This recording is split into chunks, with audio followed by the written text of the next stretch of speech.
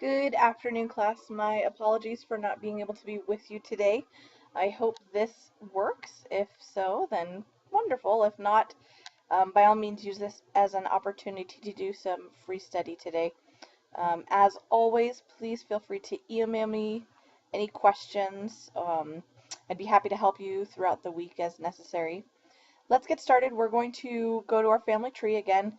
You can just click right here on family tree. From there, your 4-generation chart will pop up as the fan chart form. If not, there's an easy way to fix that. Just come on over here. You'll click the down arrow and it'll allow you to pick how you want to view your family history.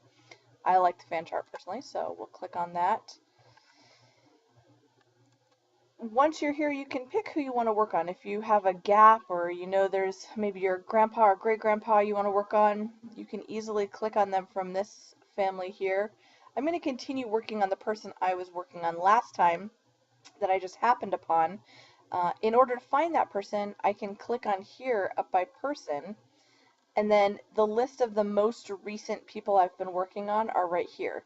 So Raymond is the one that I added and found last week. I'm just going to click on him and his chart will come up right here from the get-go. So I can see, I actually cheated. I worked on him a little bit earlier. I tried my first video and actually found a lot of really cool things. There's no audio to that video, but I'd be willing to share it with you if you're interested in looking at that process. But from here, just some side notes. Information-wise, here are the names, dates, things like that. We didn't really go in depth of it last week, but let's talk real quick about how to edit. Everything is hyperlinked, really easy. When you click on it, this little box will open. You click on edit, and then you can change things in here. We're going to change it to July 1984 instead of the abbreviation JUL. We can save that way. And it's really that easy. There's not a whole lot to that. You can see down here we've collected some information from his records. We can see where he's lived over the course of 40 years.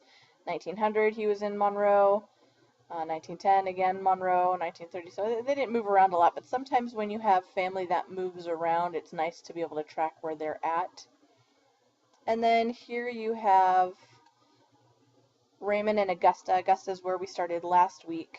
And then we have George and Barbara, which were in history last week, but if you notice, they didn't have a date. Since last week, I've been able to find a date for them, so that's pretty cool. In addition to that, in the video that I just did without any audio, I was able to add all of these people to the last video, and all by attaching sources. So that's where we're going to get started today, is going back to attached sources.